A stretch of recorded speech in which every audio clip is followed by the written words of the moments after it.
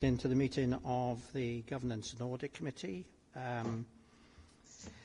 Obviously, we've got colleagues online, and if you need to speak, then wish to speak, please raise your hand and I'll call you in. And if anyone's got a mobile phone, can you please ensure it's switched off? And we'll proceed. Item 1 on the agenda is the apologies for absence. Do we have any apologies? Councillor Horton. Anyone else?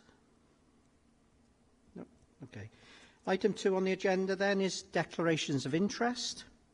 Do we have any declarations of interest? No, there are none.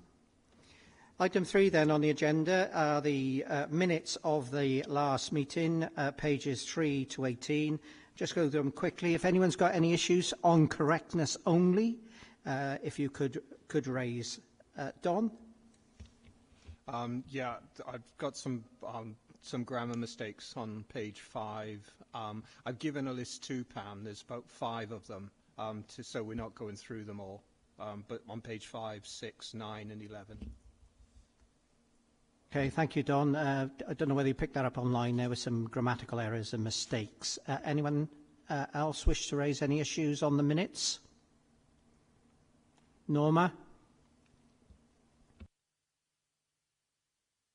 Thank you, Chair. I do think the minutes ought to be read more carefully before they come out, because they are a public document, so I endorse what Donna said there. It was just in relation to the actions, really.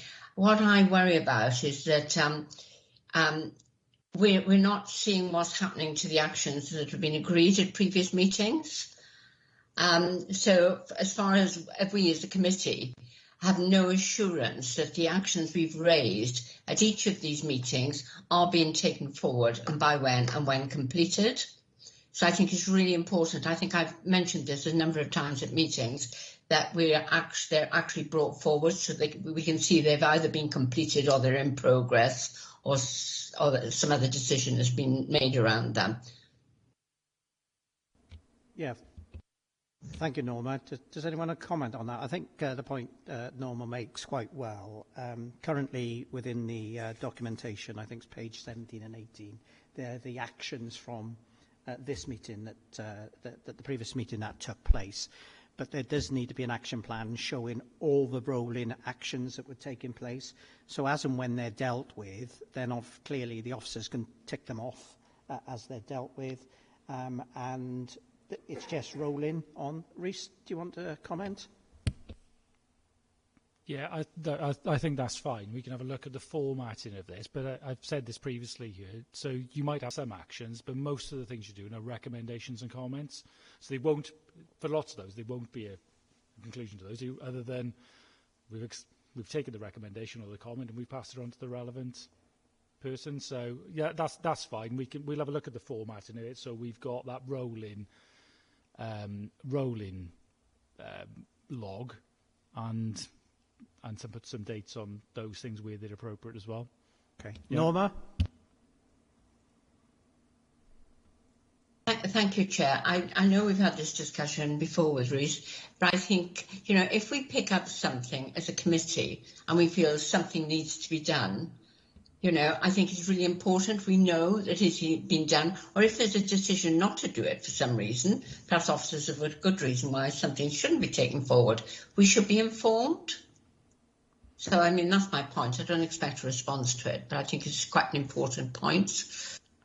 Yeah, I think, obviously, if we let Rhys and the officers look at that, I understand what Rhys is saying about the recommendations coming from the committee, and they're fed on to others. It may well be that the action plan actually needs to say that it's gone here and it's being dealt with in a scrutiny committee or cabinet or wherever else.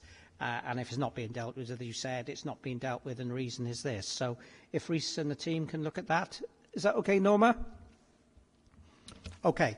Obviously, we have the minutes before us then, page 3 to 18. Someone prepared to move, please, their correct records, subject to the typographical errors. Thank you, Councillor Jordan.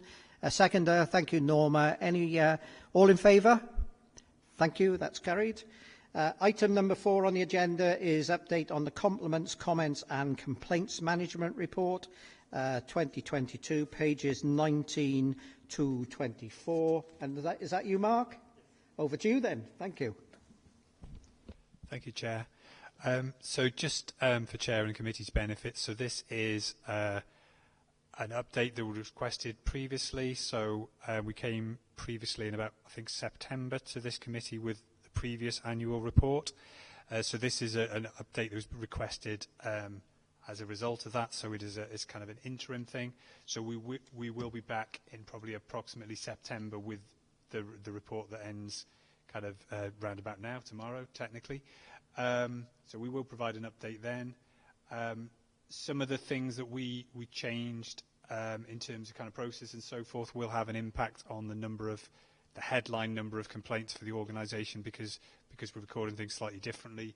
So just to make members of the committee aware of that, I'll hand over now to Bridie Edwards, Complaint Resolution Manager, who'll go through sort of a summary of the update, but obviously we'll take questions afterwards. And thank you.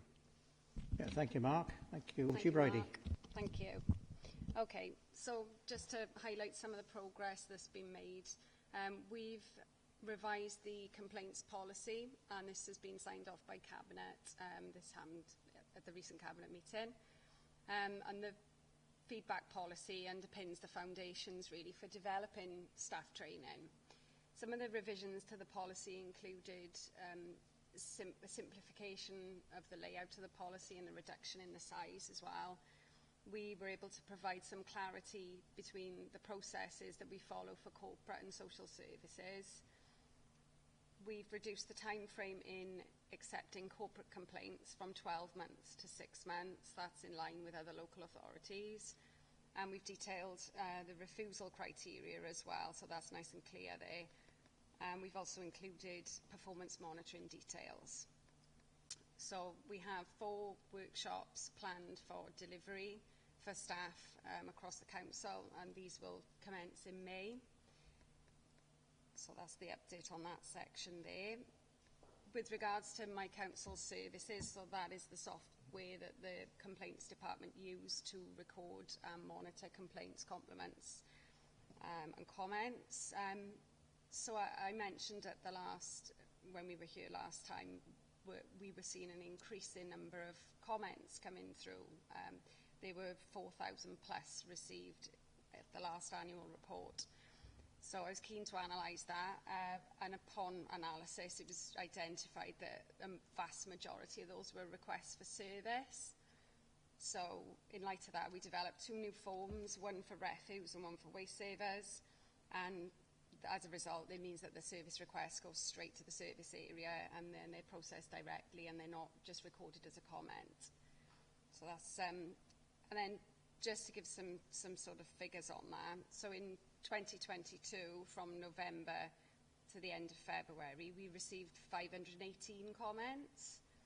So since I reviewed that and since the implementation of these 2 new forms, the data for the same period for 2023 is 137 comments. So those comments should start to come down. Okay. In terms of analysis of data, My Council services, the software itself is going to be updated to reflect the current service area structures. And in our annual report, I'll be highlighting service area improvement brought about by compliments and complaints received. In terms of consistency and standardising the complaints process, the policy has given us a nice uniform approach in the complaints handling. And as Mark said, the Public Serviceman Ombudsman for Wales is keen that we follow our 2-step process, and that is firmly in place now. In terms of supporting and developing other service areas, we've been working very closely with a range of different departments. We are analysing compliments and complaints recommendations, and these are providing us with good insight into where we can improve services that Newport City Council provide for residents. And again, in the annual report, I'll be giving some examples where change has come about. In terms of reviewing the unacceptable actions by customer policy, having revised and reviewed the complaints policy itself. The unacceptable actions policy is underpinned by the main policy. So the review really of that unacceptable actions policy is going to require involvement from other departments, including health and safety and customer services. And then finally improving digital accessibility. The Council's draft digital strategy has a theme of digital skills and inclusion, and an action plan has been developed that's going to build on previous initiatives around digital inclusion. All right? Yep, thank you, Bridie, for that. Members will have heard the officer's report. Are there any questions? Councillor Cox. There were sort of two things that interested me that relate to the same issue, really. I mean, first of all, obviously, it was a very thorough and useful report, I thought, and it was quite nice to see how many people were ringing up the council to say positive things as well as make complaints. So, and I say it was very helpful, the report, and informative. The point I want to raise really is about sort of more marginalised people. Now, I know it's mentioned in here, but it acknowledges in the report that, I think the Newport app is great, actually. I use it quite often. It seems to work really well. But it acknowledges in the report that there are groups of people who have not got access to computers, basically. And correct me if I'm wrong, but my understanding is since the budget that there's been a review actually of the ability of people to phone in and etc. and the hours that's available. But all the mitigation here just seems to be to make computers available, or maybe, train people who want to get trained up on computers. But it just strikes me that there's still going to be a group of people who are probably quite needy, a lot of them, who don't have a computer and really aren't going to show up to some location where they can learn how to use it. And I'm just wondering how this system accommodates them, because it also is of concern because they're probably the very people who are least likely to complain. It's usually, sort of often quite vociferous people who complain rather than more marginalised people. Well, thank you. Yeah, if I could just respond briefly on that. So, yeah, it's a very good point. We, as Bridie mentioned, the new digital strategy makes specific kind of attempts in the inclusion and the skills piece that Councillor mentioned, and that is very much something we want to follow up on. In terms of just specifics of complaints, people can make a complaint by the phone. So in a sense, that avenue is available to, when the Public Service Ombudsman for Wales recommends that is a valid way of complaining. So it doesn't have to be in writing. So that avenue still exists. Ultimately, in terms of the kind of channel shift, that's a wide kind of debate for the organisation, and there are some challenges there. But obviously, we recognise in the complaints area that people need to be able to complain via whatever channel they need.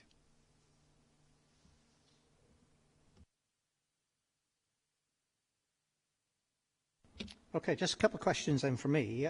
Clearly, a really good report from where we were in September, so a lot of progress is being made. So if you could thank the team for that, I think they need to be congratulated for getting us where we are. The issue for me is, I know you mentioned about training internally with the staff, and I wrote down citizens panels here, and then I read it. Maybe I should read the report again and again. It's ensuring that the citizens panels are fully aware of how individuals can make a complaint. And it's similar to the question that Councillor Cox raised. Apart from ringing in and doing whatever they can do digitally or whatever, I think it may also need to be saying, the advocates as well for those representatives in the street are these people sat here, the elected representatives. So if people have got complaints, then clearly they can go through, they may not want to ring the big office in the sky up here, but they may actually say, look, I'll ring my local councillor and my local councillor can take it through. So I think the point is making every avenue possible for people, not saying to make a complaint, but also making compliments and comments as well. So I think it's just addressing that, and no doubt you've got the citizens panel will be addressed in good time. Second point, the question I've got is, we've got this sort of 6-monthly report now, and you refer to some figures. Those figures aren't in the report, are they? Is whether or not we as a committee should actually get a flavour of where the authority is 6 months through the year in regards to the number of complaints, compliments and whatever it's had. And again, I think it's a question we posed last, is the trend data?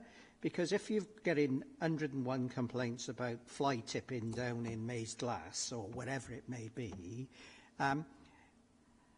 have those complaints been dealt with by the relevant department? Because obviously all you will do is channel them in. And have any lessons been learnt? So it's the end result that's important, really, not the complaint. Is actually whether any action has been taken which will benefit the community out there. So if your fly tipping's been removed, then clearly the department's taken notice of it. If you're having 600 complaints, I'm just saying, and nothing happens, then there's an issue. So just maybe the flavour of that, you know, obviously we're going to get it in September anyway, and I think as a committee I would rather know that there's a big issue in waste or highways or whatever, but, you know, and the departments are dealing with it, so we get the assurance that the public out there are having value for money for their services, and actually the council's doing what it should do within the resources available. Rees. Very briefly, just say that's fine. If we can have a look at the format of that, we just need to be mindful that we don't stray into the role of the Performance Scrutiny Committee to look at the performance of those services. Okay, so your role is all around the application of the policy around this. So enough information to allow you to do that. But I think like, a 6 month, this is because obviously Bridie talked then around. These are some of the impacts of the changes we're making, and I think that's legitimate for the committee to look at then. Yeah. It's just the assurance we need, and again, the other assurance I want is that scrutiny are dealing with them as well appropriately. So, you know, that's what we're here to do, and if we're not scrutinising it, who does? So, I think, you know, again, we're all learning lessons here, aren't we? And I think, you know, for me, to reassure the public, which again, you know, I think we need to do, is to say, look, these matters are being taken very seriously, and if they're not being addressed, there are reasons why the council cannot do it. Yeah, and you know, and again, I think it's legitimate as a governance and audit committee for you to seek those assurances. It's been referred to the appropriate committee, and the appropriate committee is taking notice and interest of that as well. Thank you, Rees.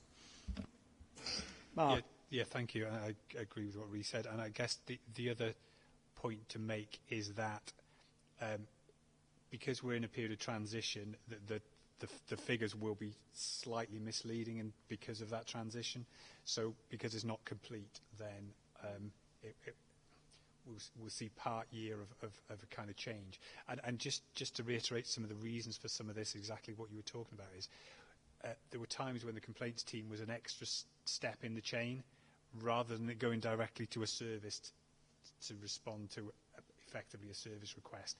It was coming to as kind of feedback, and then it was having to be passed on. So the complaints team were not adding any value in that process and adding time to that. So those are the kind of flavour of the changes we're trying to make, but that will have an impact on the figures. But yeah, we're happy to provide updates. Oh, Councillor Jordan's waiting to come in. I'll call you in a minute, Councillor Jordan, and I appreciate that. And I think with those caveats, that's marvellous. But, you know, ultimately, I think, you know, we just want that reassurance, and, you know, and your team is at the beginning of the sausage machine and not at the end of it. And, you know, what we don't want is complainants complaining that complaints are not being dealt with, which is even worse. Okay, Councillor Jordan.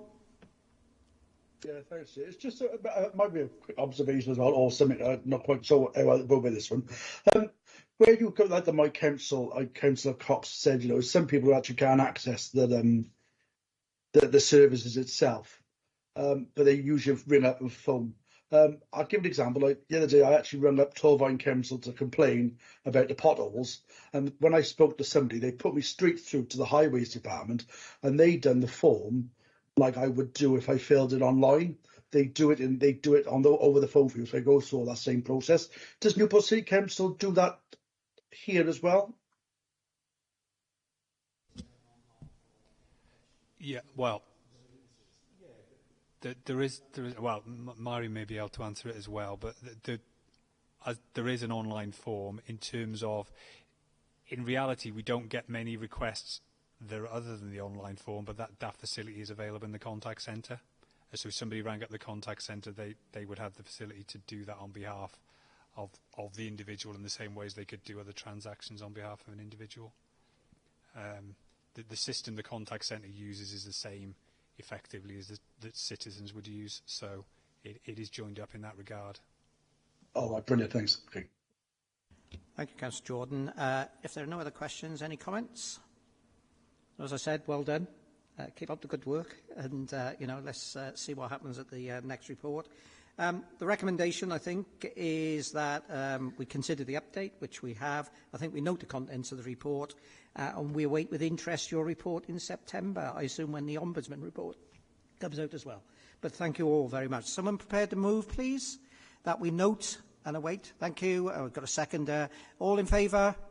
Thank you. Thank you very much. Okay, item 5 on the agenda is the Corporate Risk Register. Is that... Oh, Janice, over to you.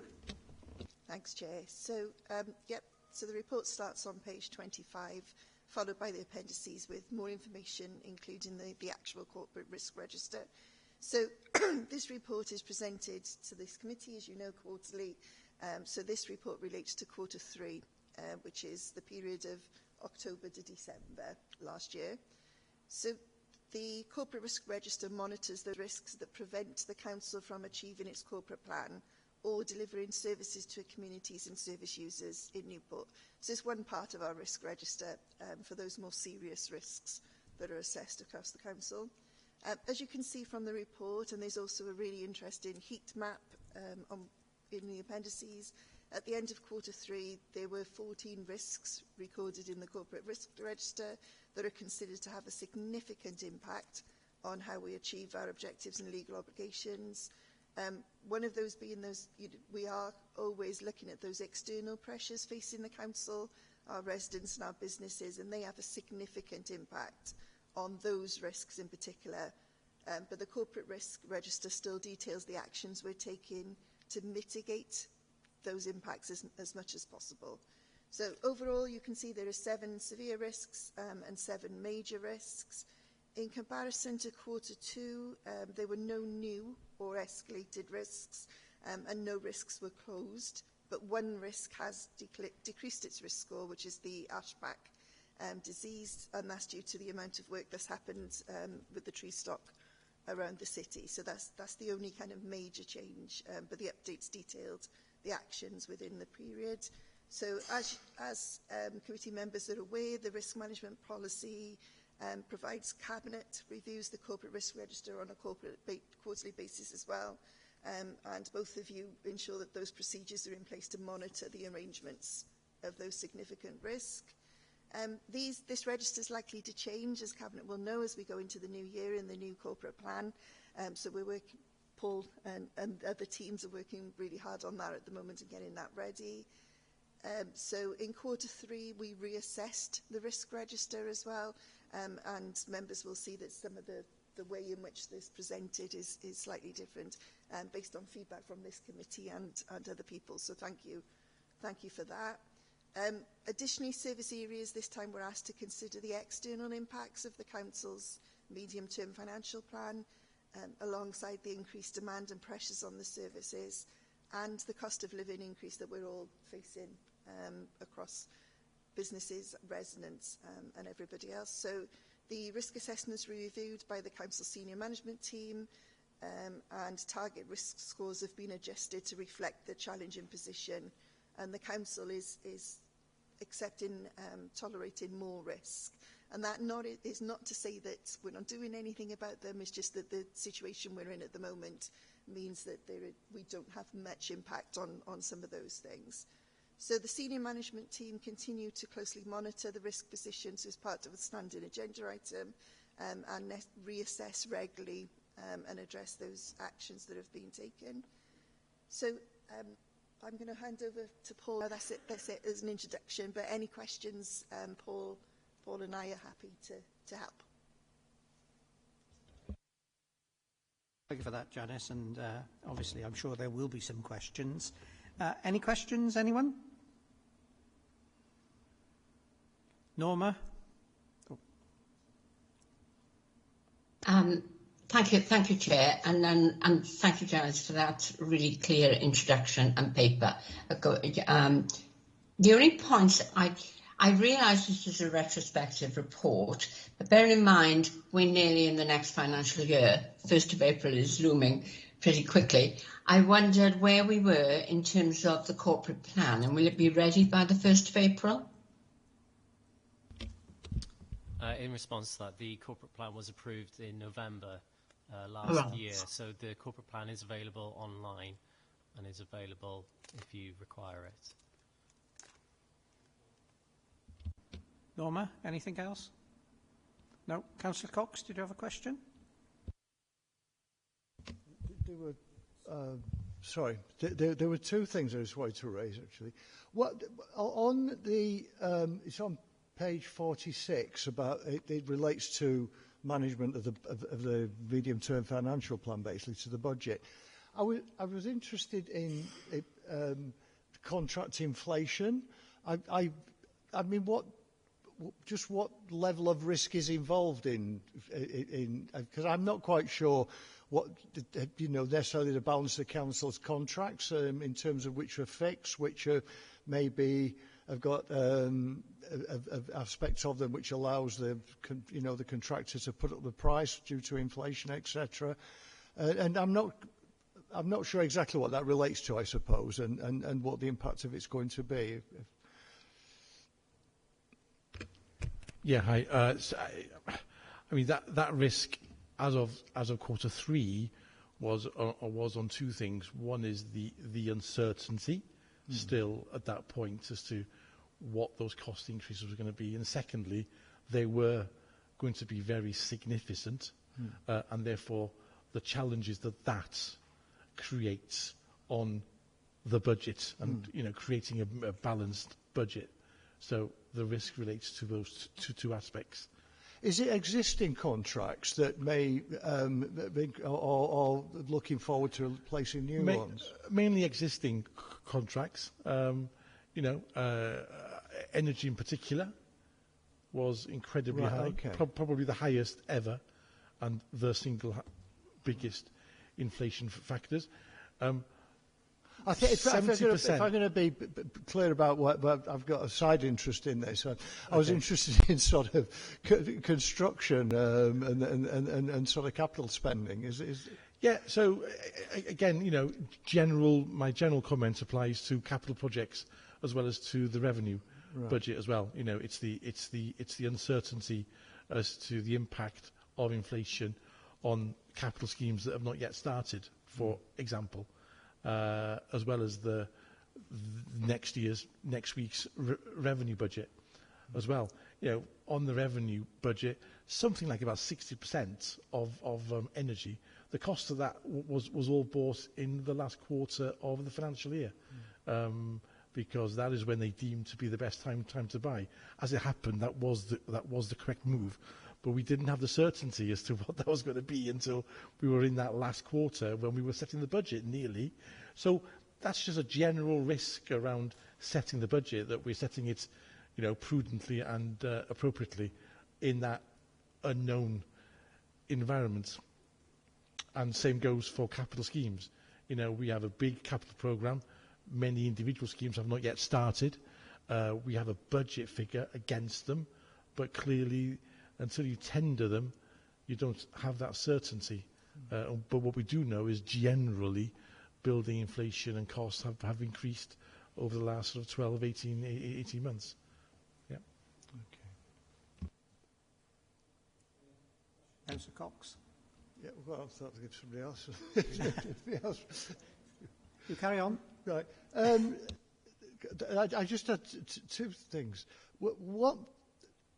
One aspect of the report, I'll be quite frank, I couldn't really understand. Now, I mean, just to clarify this, I think it's been referred to, that I think, unless I misunderstood it, that this there's been documents been revisited in light of this year's budget.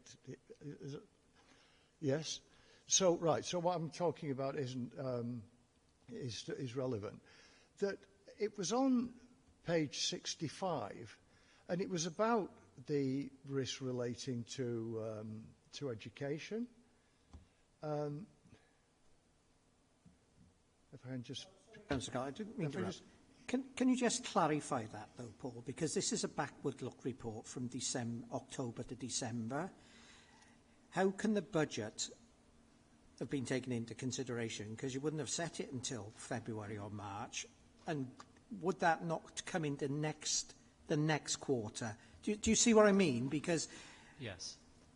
Yeah. So just to explain to the committee what we did, we asked all of the risk owners and heads of service who are responsible for those risks to reassess their risks.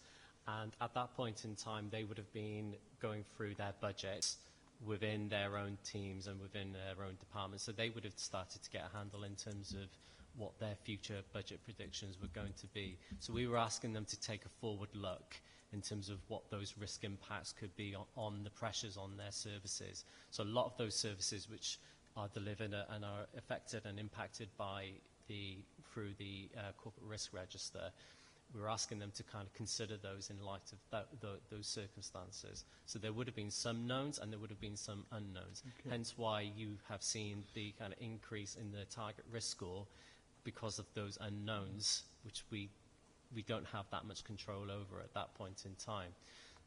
As to explain to the rest of the committee, this is an ongoing process. So we are constantly reviewing risk scores, target risk scores, all of that every quarter.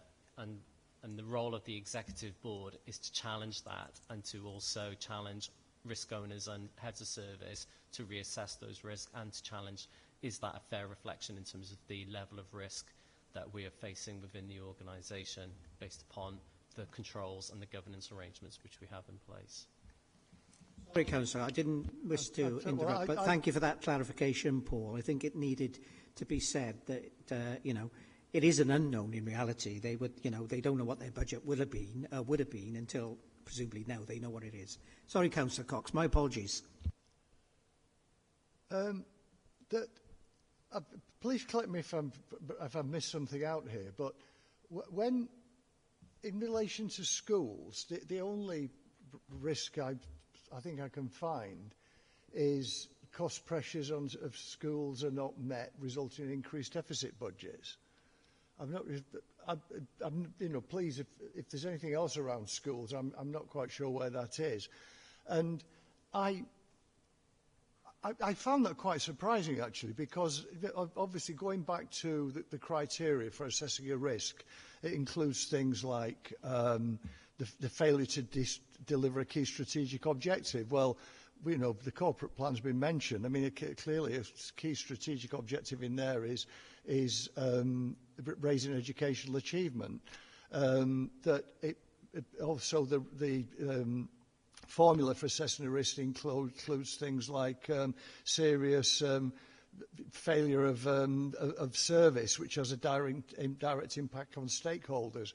And being a governor and sitting through meetings in governing bodies where they're hacking back the teaching staff, teacher assistants, hacking back the money for school resources, I find it difficult to see why that doesn't feature really loudly, actually, in the risk facing the council, because clearly it's one of the two biggest services the council delivers.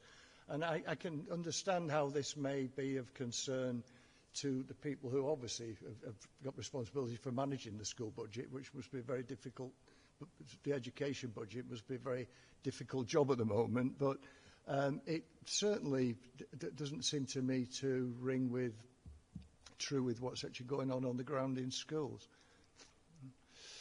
Rhys, you can answer on behalf of education? I was going to give an answer, but I'm not sure it was on behalf. I think, as a committee, your role is to give assurance that we've got the appropriate process in place. Yeah.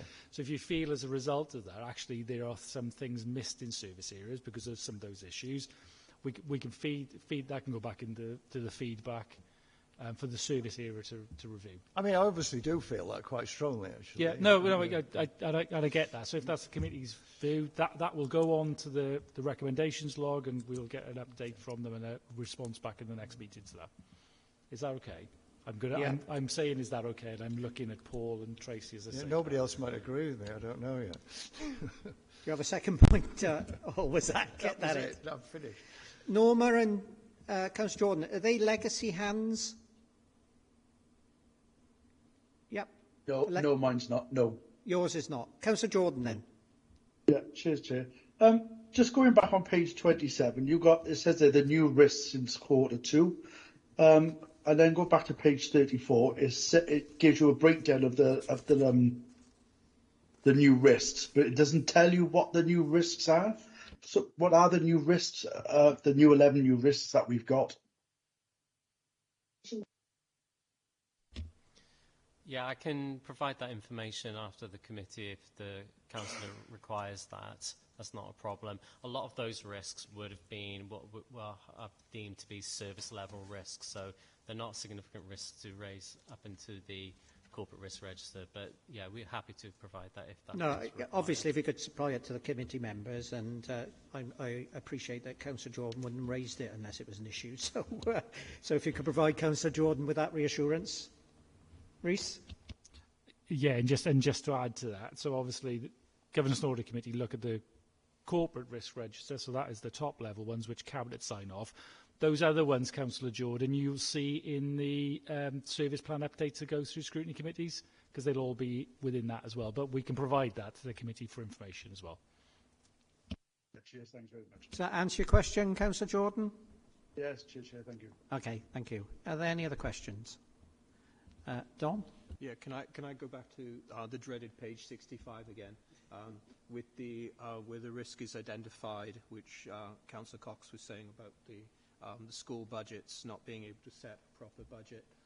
My question was, what happens they can't? What happens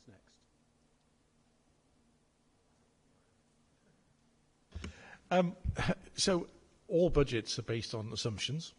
Yeah. So and that's what I was saying to earlier. We try to get as much certainty as we possibly can, but you will go into the budget on the 1st of April with some things that you don't know. For example, the pay award. That's a very big deal.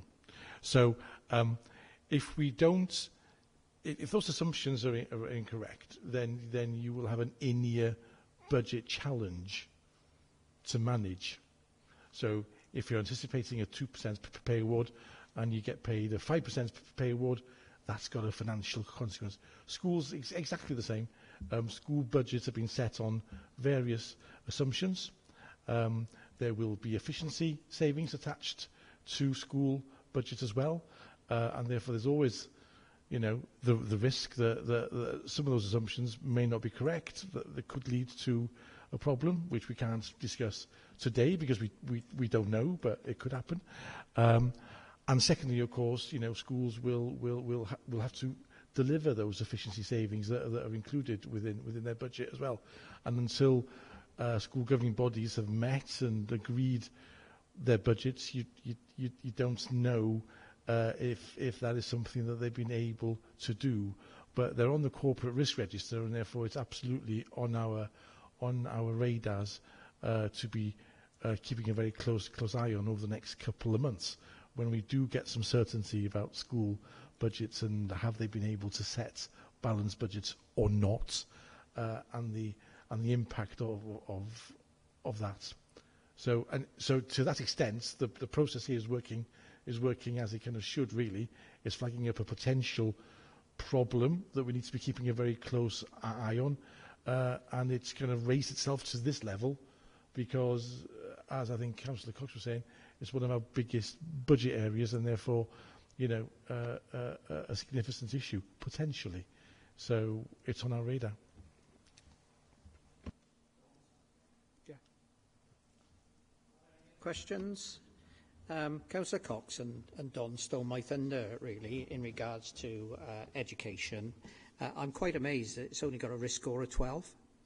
And the reason being, as you've just raised, Myrian, the current negotiations in regards to pay awards, now, it may not have been seen in October, December, that they were going to get an increase greater, I should imagine, than what the council's allocated it.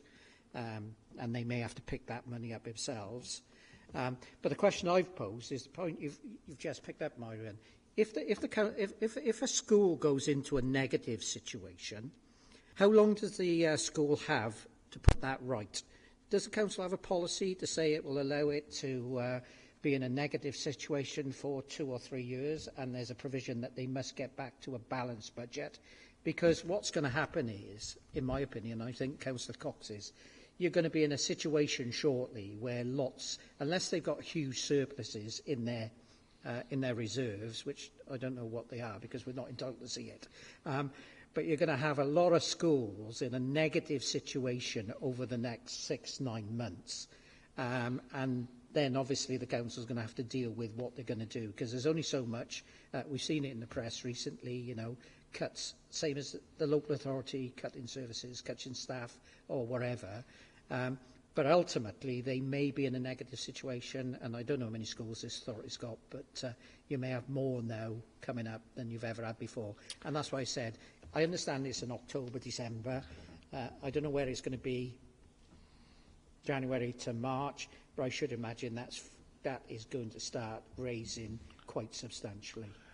I think my response to that is, first and foremost, for this report, the process that you're interested in is working well, because it's on the list. If it wasn't on the list, you'd have a problem with the process. It's on the list. The process is working fine. Is it a big challenge and a concern? Yes, it is. That's why it's there. We do have a protocol on school getting licensed deficits. I don't know the detail of it, but we have a protocol and a framework there. And I will answer some of those detailed observations. Yes, school reserves have increased over the last 2 to 3 years, and yes, I fully expect to see those reserves starting to be utilised, because budgets may not be balanced in year, and therefore there'll be a drawdown on those budgets. The key is to understand, are they spending one-off, or is it the fact they can't get the base budget sorted? And you need that clarity. It's really important. And after that, it's then a matter of close working with those individual schools to understand why is it that they can't balance the budget, what the issues are, and then, once you've got an understanding, we can work together to try and resolve it. But just like every other budget that the council has, school budgets are going to be quite challenging, because it's the biggest budget area within every council. And the budget challenge for 23-24 was the biggest that we've experienced, I think, ever. So there will be challenges ahead, for sure. But the process is working fine because it's there. Yeah. Councillor Harris? Yes. Do we know how many schools do have a licence deficit in Newport? I think that's relevant for us, Councillor Harris. The question for us is whether the assurance is there. Now, clearly, the process is here, the assurance is here. I have got an issue about 12, but I'm sure the Director of Education and maybe yourself will get in, and that will rise quite quickly shortly. The issue about school deficits and that, I should imagine, is a matter for either the Education Scrutiny Committee or for Education Committee, wherever that is. I don't think it's a matter for us here, because obviously we can't interfere in the running of the council, but we need that assurance that there are processes and policies in place that that address that issue. Thank you. Is that okay? I didn't mean to cut you off, but it needs to be dealt with in a different place rather than here. Okay. Are there any comments? Don. Just looking at the schedule on page 44, I just wanted to say it's really good, really helpful, and it'd be great to see that updated, and it's really gives me a good flavour of where the risk is going, who's owning it, and what we can expect to see. Thank you. Any other comments? No, we've got the proposal, which presumably we need to turn into a recommendation. I think we know the contents of the report. If the comments of Councillor I think Don and myself could be fed back in regards to the education issue, could be fed back to Cabinet, that would be most appropriate. And we look forward to this evolving now we've got the new corporate plan in place, and clearly it will, we may in the last format now, ready for January to March at the next meeting, and then we'll be into, I should imagine, a new format of some kind. So someone prepared to move that, please? Thank you, Councillor Harris. Can I have a seconder? Thank you, Dawn. All in favour? Thank you very much. Thank you. Lessons learned 21-22, item 6. I'll start here and then I'll pass on to my colleagues. So this is something that we do every year. We do it both within staff within Newport, and also we do it with Audit Wales as well, so that it is a very collaborative process each year. The 21-22 accounts production was a very elongated process, mainly due to national asset valuation issues, not local Newport issues. It affected either all councils in Wales and all councils in the UK as well, actually. But we got through it. But beyond those, though, there are local issues as well. And what this report does is that, following conversations with Audit Wales, we've kind of highlighted the more significant issues that we've now got on sort of our radar to improve and not get caught out again by those issues. Underneath this level, of course, colleagues have got a more detailed list of all the small things that we need to fix and sort of learn from. But this report brings the bigger issues. So if I can pass on to Laura Mahoney, and she'll take us through some of the detail in here now. Thanks, Laura. Thank you, Myrian. So as Myrian said, this is a report that we do on an annual basis as part of our year-end procedures. And it's carried out by the finance team primarily in conjunction with the rest of the finance team, the wider finance team and Audit Wales as well, but primarily it's carried out by the team that actually does the year-end accounts. This report details those findings and asks the committee to note that the review has in fact happened and what those officers are planning to implement in this year for the 22-23 statement of accounts. Excuse me. So the review was considered alongside the report that Audit Wales brought to Audit Committee last January, so the ISA 260 report. And there were 3 specific recommendations within that report that this lessons learned focused on, and that was reviewing the nil net book values that weren't addressed in the 21-22 accounts. That work is currently ongoing and will continue as part of our year-end processes. Reviewing the 893k compensating balance in entry that was put into the accounts. Again, work has begun on this, and a significant proportion of that has been found, but as part of our year-end procedures, we'll of course keep working on that. And then the deficiencies in the volume of members' returns.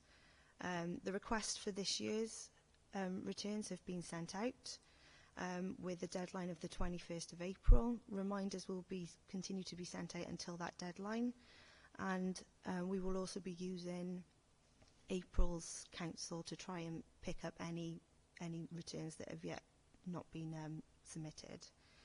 So the other main areas of improvement that the review looked at were the agreement of the reserve balances, particularly in relation to agreeing the outturn, as the final earmarked reserve position was only agreed in late May.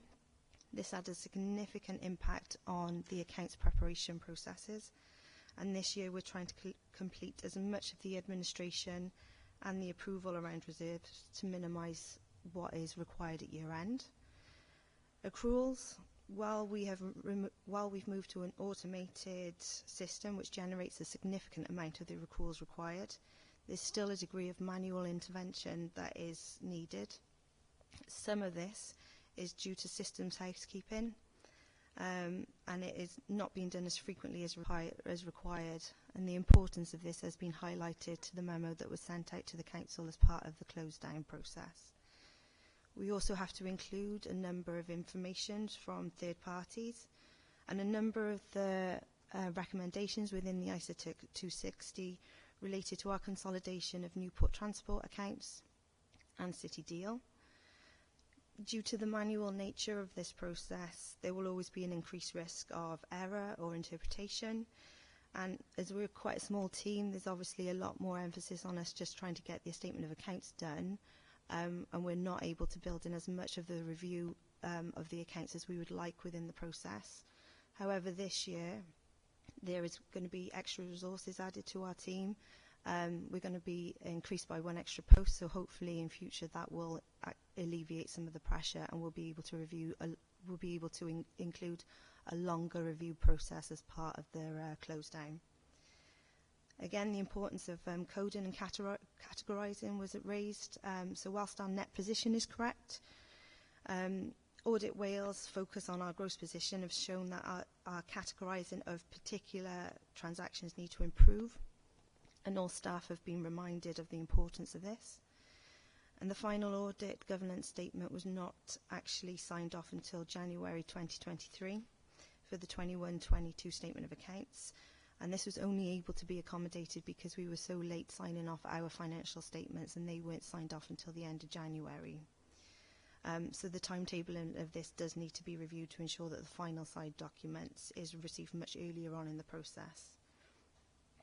The fixed assets, there were 3 issues in particular, which was raised as part of audit the process. Again, the nil net built value, as I've mentioned previously, and the construction inflation uplift and the retrospective guidance issued by SITFA on infrastructure assets, which we wouldn't have been able to foresee. These issues are being looked at as part of our pre-accounts work, and we will continue to look through that through our closing process. Valuation processes, again, currently if NORS considers something as enhancing expenditure, this generates an ad hoc valuation. So they would consider replacing of a water pipe to be enhancing expenditure for a school, for example.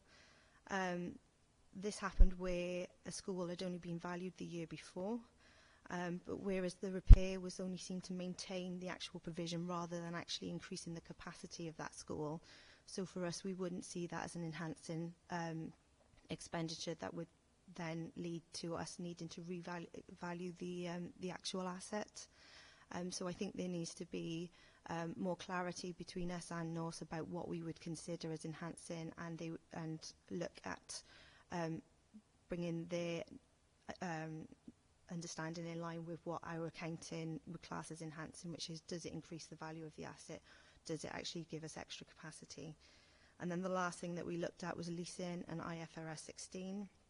So while with the adoption of FRS 16, our accounting for leases is being reviewed, and this had highlighted some areas of ambiguity in regards to the term lease, which is used to cover a multitude of situations where they might actually only mean contract hire. And a document has been compiled which can be referred to when leasing activities are considered to show how they should be accounted for. This is only an interim solution because we will be moving to FRS 16 in 24-25, and we've actually let Welsh Government know that that's when we'll be adopting that standard, and things will change after that. So happy to take any questions. Thank you, Laura. Any questions? Tom. Just so I'm not missing the obvious, because with members' declarations, this being the second year, am I missing? Is it really difficult to do? No, it's not, but I believe that due to the election last year, that might have meant that some people weren't or did not submit it. But it's not a difficult declaration to do, but it is required to do on an annual basis. So on the basis of it not being difficult, we wouldn't expect to see this next year? Hopefully not, no. Okay. One of the other questions on page 73 on the accruals, I noticed that it said that the most schools aren't on the the council system on the purchase orders? Is what actions are being taken to bring the schools in line? Or So we are actually undertaking a new finance system that should be going live at the end of this year, hopefully, and we're working with schools in order to try and bring those online. are the schools willing to come on board? As far as I'm aware, yes, but obviously they You've will already have answered the question. they will have obviously different needs from a finance system as we will, but the intention is to bring all schools onto the same finance system. Yeah. Okay.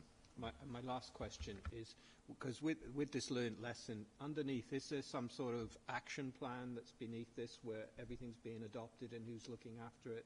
In much the way where we've got on the risk mitigation action, is there something like that underneath? I'm just thinking that with the report seeing it would be, is there something underneath so we know all these are going to be adopted?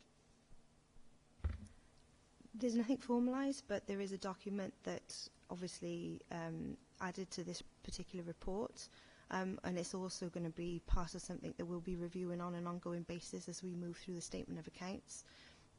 There are some things that we're going to have to look at in regards to things like fixed assets, such as the construction inflation data and the nil net book assets.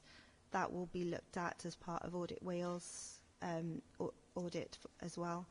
So there's nothing formalised, but but there is a document that formed the basis of this report, and we will make sure that that is part of our review process as well. I think that's a good comment on that table that would be useful to have. So I think that's something that I'll take away, and Laura and I will have a conversation. I think a very straightforward, that's the action. Has it been done or not? Is just a very simple but effective tool, as it were. So I think in this instance it would work well. So we'll take that on board. It's a good shout. Thank you. Any other questions?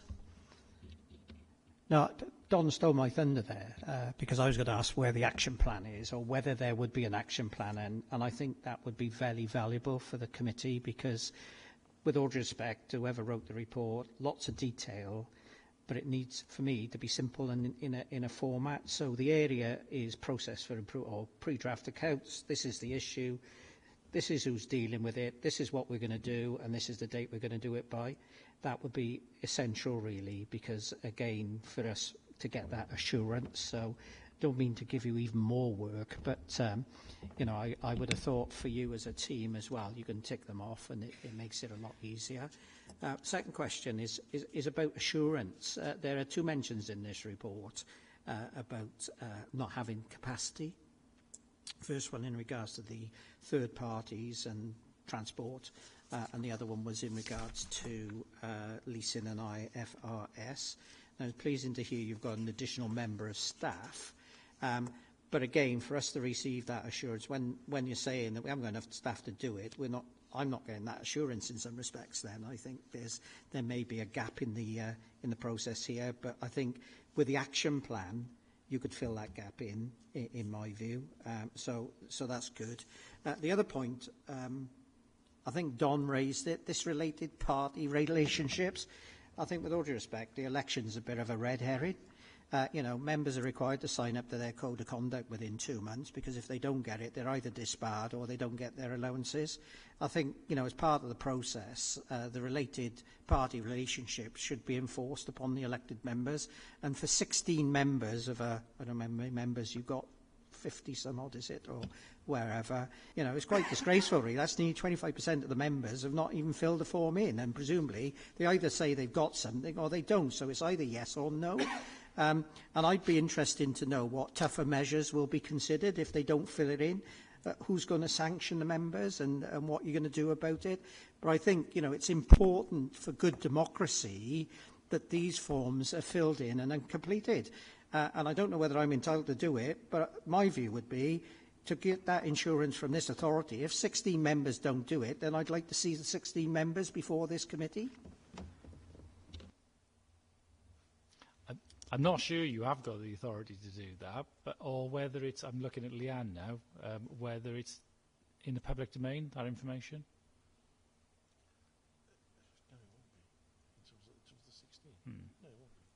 I'm sure if it's not in the public domain, there'll be a freedom of information question going in. Reece, I just tell the members that they may have to appear before the audit committee if they don't fill in the form. I'm not saying this is not an ongoing or historical problem, and we will look at what other measures we've got in place for doing it. But I think the election bit within this, I think the issue around that were there are numbers of members who were not standing in May, so therefore did not fill in, right? So that would be my reading of it. But no, but you're right, it is an issue. How many is outstanding now? At this moment in time, of the current elected representatives of this council, how many of these related party forms are outstanding?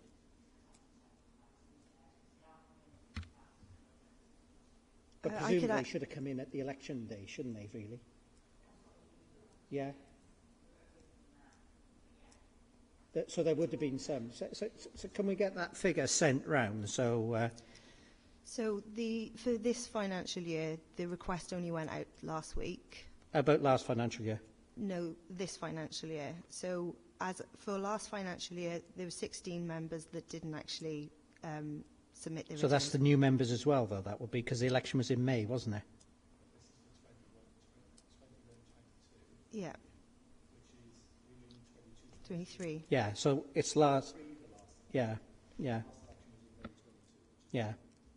Okay, so that's this financial year. Yeah, so why are we only chasing them now, then?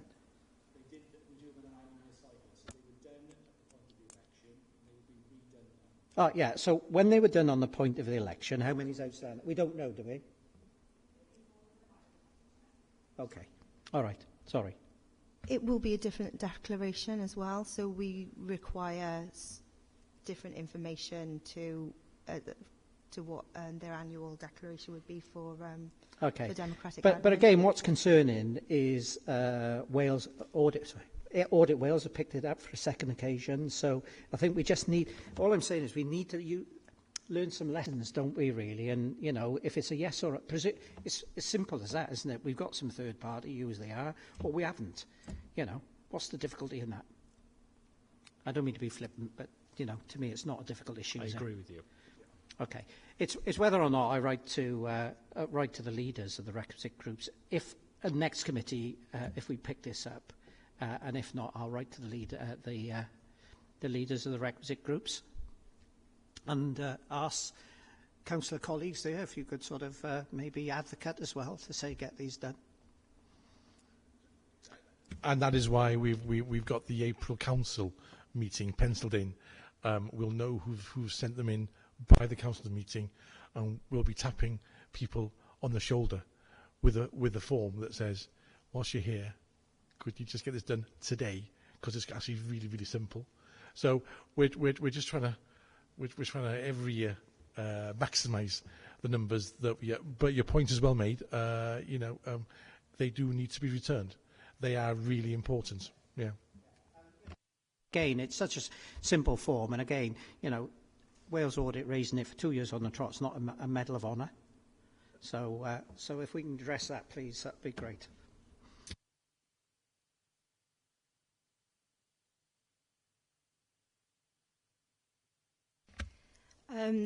So there was a declaration of related parties that was sent out, I think, last week. So what we're asking you to look at is whether yourself, your spouse, or your children have got any interest in other or any control in other companies that will do business with Newport Council. So it's something that's done every year, but it's different to the declaration return that you would have to do for. We did fill in some forms when we were elected with the. These are different, and it's something that is required for completing the statement of accounts. And because we ask for additional information, we have to get that reviewed every year. And I think we ask for something slightly more than you would do on your declarations when you get elected as well, which is why we ask for this form in addition to what you've already filled out. I'm sure, Councillor Harris, that there are very professional officers here who will assist you if you need some help and assistance. And clearly what Myron has said, they'll be dealt with at April anyway in the council meeting. So I'm sure he'll be waiting outside to get people to sign the forms. Okay, there we are. But I'm sure that they will help out where they can. Okay. Are there any comments? No, okay, the recommendation is we note the lessons learned process that has been carried out to date and that the planned improvement following lessons learned review. Someone prepared to move? Thank you, Don. Seconder, Councillor Cox, thank you. All in favour? Thank you very much. Item 7 is the Audit Wales Newport City Council Outline Audit Plan 2023. Gareth? That's right, yeah, thank you, Chair. Yes, this is to introduce our outline audit plan for the forthcoming year. So this sets out some initial details of our planned financial and performance audit work throughout the year. So financial audit work being our audit of the statement of accounts, performance audit work being other more detailed reviews of service delivery within the council. Members may note the slightly different format of this document compared to last year, and the fact that this is an outline audit plan. Normally, in terms of fulfilling our requirements, in terms of providing you with a full audit plan, we just provide one document per year. But the process is a little bit complicated this year, primarily due to two main factors, which I'll come on to now, and they arise from our financial audit work. Firstly, the fact that, as previously been discussed, the statement of accounts for 21-22 were signed off at the end of January. Now, that's substantially later than would normally be the case as a result of some of these national technical matters that came to light.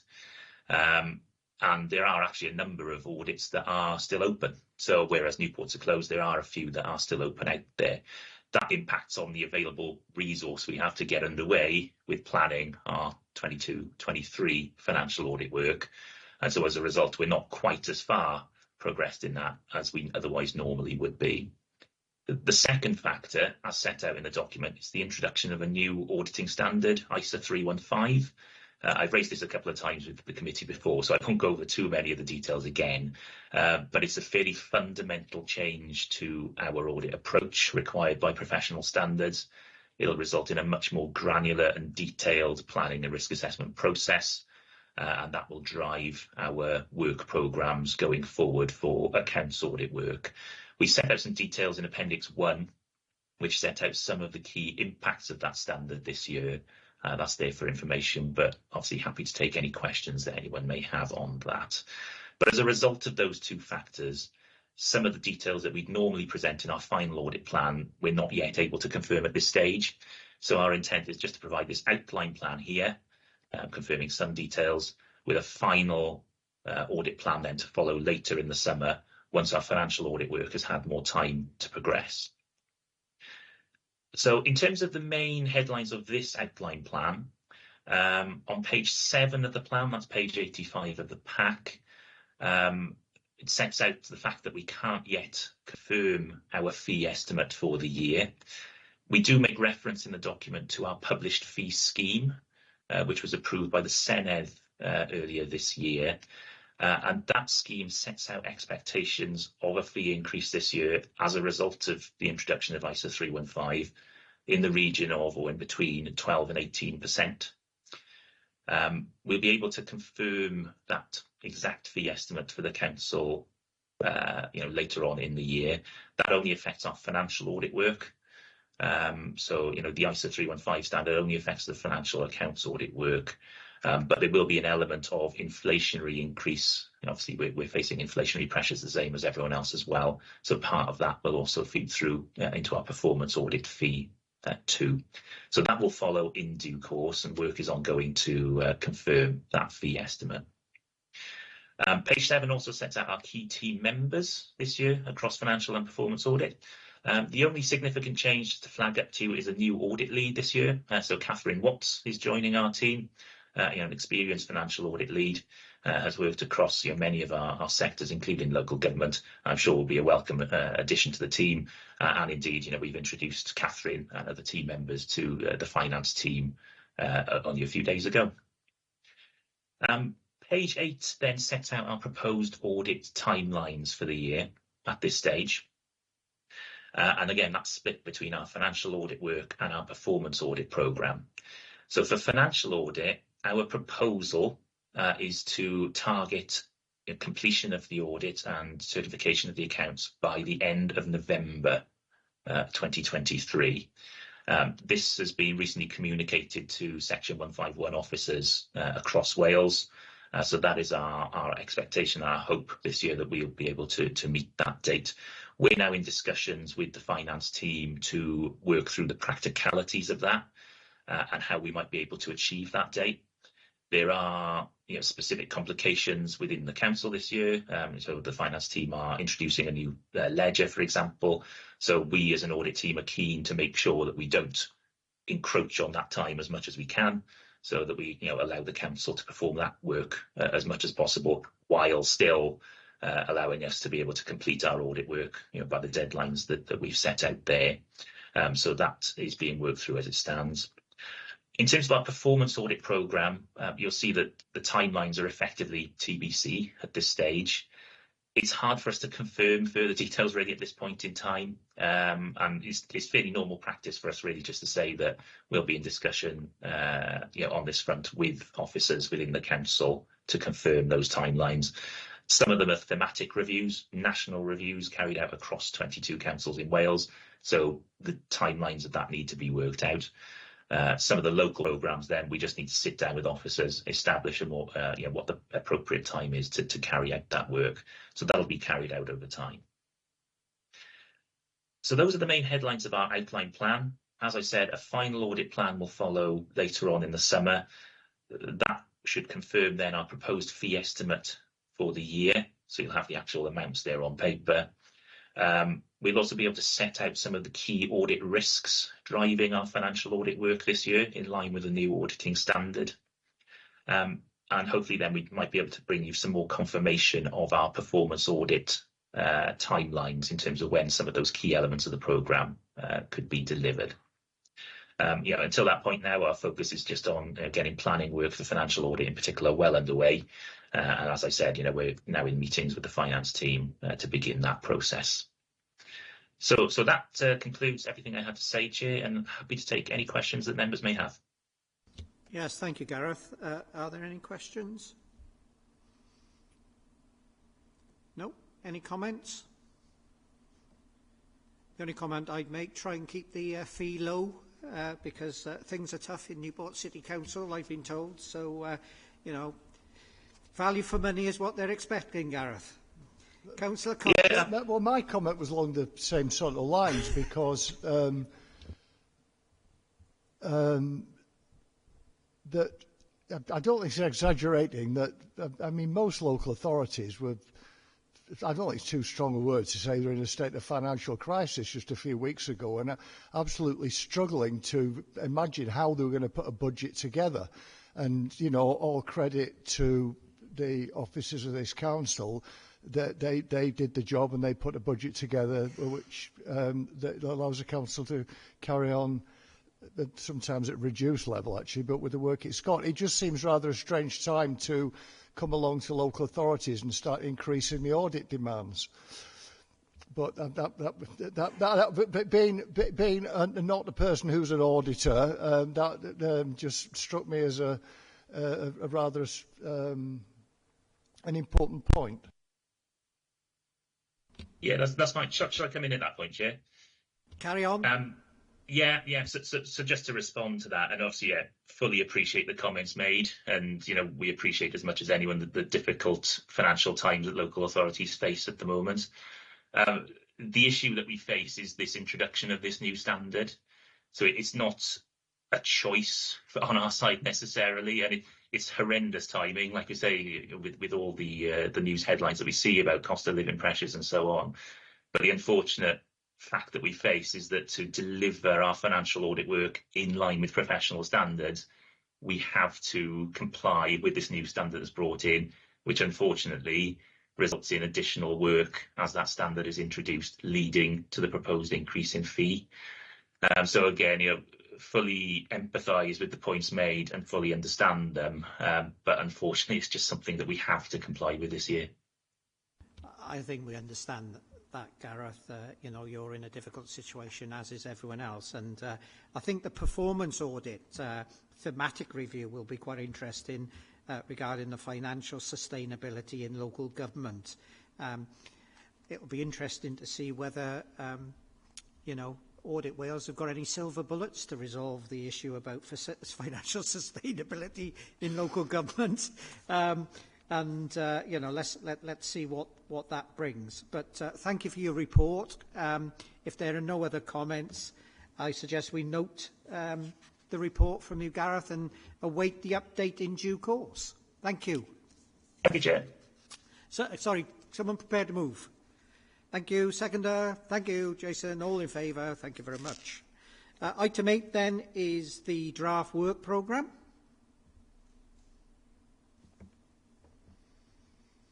We've got the draft work programme before us. Is anyone going to take it, or shall I just... No, the draft work programme is before us. We see there's just an issue on the 25th of May committee that it's quite a busy committee anyway. The question is obviously we called in the Director of Social Services, I don't know, 6 months ago, 4 months ago, something like that, is whether we can just have an update for because it's not been picked up anywhere in the committee schedule. That's fine. It was actually 6 months ago. It was 2 meetings ago, wasn't it? So I think it was October. I know time flies, doesn't it? Written updates. Okay, you know, we had a written update from the director. If you don't just say where they were in the process, I think that was 3 months ago. So can we just have a written update as to where we are now? And I don't know whether Audit has done any further work, but that would be useful. And in regards to the PTU taxi contract, Reece, I think I raised it at the last committee, and it was in the minutes of the last committee, is the comments from the Director of Education and the Director of Social Services. I'd ask whether they could provide their comments on taxi contracts, both of them, so, you know, whether they were getting appropriate service. Can we get that updated for that for the May committee? If not already being done, because I had a conversation earlier this week around that. Sorry, Andrew. Thanks, Chair. Just on that point, the Director of Social Services has provided a letter to me, which I can share with members. I haven't heard from the Director of Education yet, but we'll chase that up. If we can have it at the meeting, again, it brings it all together in one place rather than have bits and pieces flowing around everywhere. Sorry, Don? Yeah, I just wanted to make the point that, like, with the social services thing, it's the point that Norma was making earlier, where we've asked before for a schedule of what's been agreed at previous meetings, because it looks like some of this stuff is just falling through the cracks. Yeah, noted. We'll sort that. Reece said he'll have a look at that, and I think that's essential. So that's that. So apart from that, obviously, that's the May meeting. So we'll have, if you could add that extra item on than that. The rest obviously is a rolling programme, and we'll see where we are when we get there. So someone just prepared to move that we endorse the schedule for the meeting. Thank you very much. Seconder. Thank you. All in favour? Thank you. Sorry, Marion. Chair, just to, before you close the meeting, I think, and apologies that I didn't speak to you beforehand, but this is Andrew and Jan's last meeting. I got that on my list, Marion. Oh, you again are, I was just serving the chair's authority. Yeah? I was just trying to help you out there. Go on. No, I just wanted to, on behalf of the council, but I'll say more about this with colleagues next week, obviously. Thank them both for their service to the council and for supporting you as a committee as well over many years, and very robustly, and a job well done as well. And I'm sure you as chair would like to say a few words. Thank you very much. No, I was just going to say, obviously, it is Andrew's last meeting. I've only known Andrew really for 12 months, but I've got to say that the quality of work of him and his team are outstanding. And I'm not just saying that from the auditors. I think this council, all its officers, are punching well above their weight. And yeah, as I said yesterday, earlier about the complaints and that, I think there are lessons to be learned, and we just need to learn those lessons and move on. So in regards to Andrew, thank you very much for what you've done over the last 12 months. I hope that your journey into the next role will go well. I'm sure you'll be ably supported by the chairs of the relevant scrutiny or audit and governance committees where you're going to the. So I wish you well. I didn't know whether I should declare an interest because unfortunately Andrew's come into the regional audit service for the Vale, Bridgend, Merthyr and RCT, and as you know I chair the Vale and Bridgend. But fortunately, I didn't have anything to say really in the process because it was an officer appointment and then to members of which I didn't participate. So wish you all the very best. And before you come in, Jan, I wish you all the very best as well. Obviously, you go into Monmouthshire I'm sure that your experience will be embraced well up there in their teams, and you continue to do Jessica's job as you do here. I'm sure it will be well received. Donna, I don't know what's happening. Maybe next month something will happen. You never know, and no, everyone's saying no. But I'm pleased, hopefully, that you'll be with us at the next meeting with one of your colleagues to provide the same level of service that Andrew and Jan has done. So thank you very much. Andrew. Okay, thank you, Chair. Thank you, members. Thank you, Marion. Yeah, it's been a pleasure working for Newport over the many years. Hopefully, we've provided you with the robustness and appropriate reports, which has enabled you to do your work and carry out your functions. So we've both enjoyed working for Newport. Sad to see it go, but opportunities you've got to take them when you can. So thank you very much. Just going to say before it's like that, maybe there's an opportunity for further collaboration here. So you never know. It might be, Chair. My job might be performance related. So.